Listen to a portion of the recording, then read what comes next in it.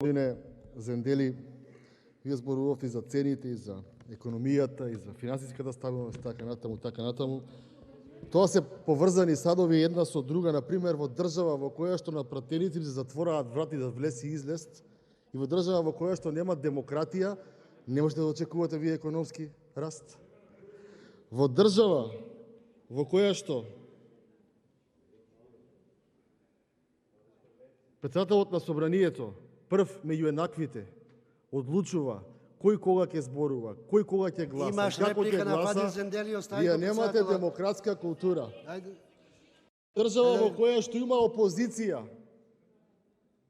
и власт, и извршна власт која што ја бира власта, кога премиерот ќе каже пред нова година правиме буџет во криза со 0 евра пари кои што се за фрлање во вода, а потоа после 4 месеци ќе каже дека ќе се откажеле од 100 милиони непродуктивни трошоци, и кога ги прашате кога лажеле пред нова година или сега тие молчат, вие гледате дека немате демократски капацитет и култура. А во општество во кое што нема демократија, нема ни економија. Ние зборуваме за економска криза, ама ако имате институции, тие влегуваат во рек Битола.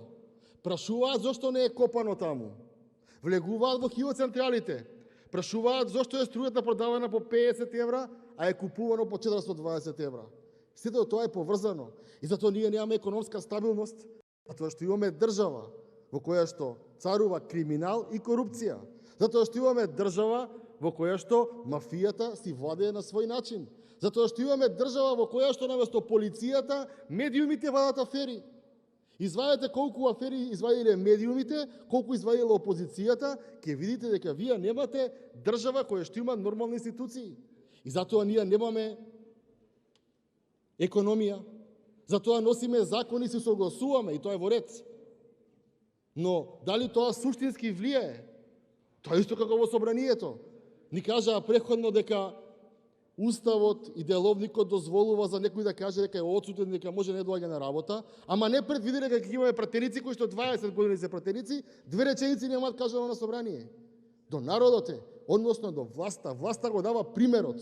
А кога власта дава секојдневно лоши примери, кога пратениците на власта молчат и ги одобруваат нивните лоши примери, тоа несомнено си влијае на одлив на капитал, на одлив на мозоци, на одлив на млади луѓе, и остануваат тука мериопитетите кои што овака ќе зборуваме, ќе убедуваме за нешто кое што секако ќе се случи. Бидејќи мора да се случи, тоа се превремени парламентарни избори. Фадил Зендели, конда реплика.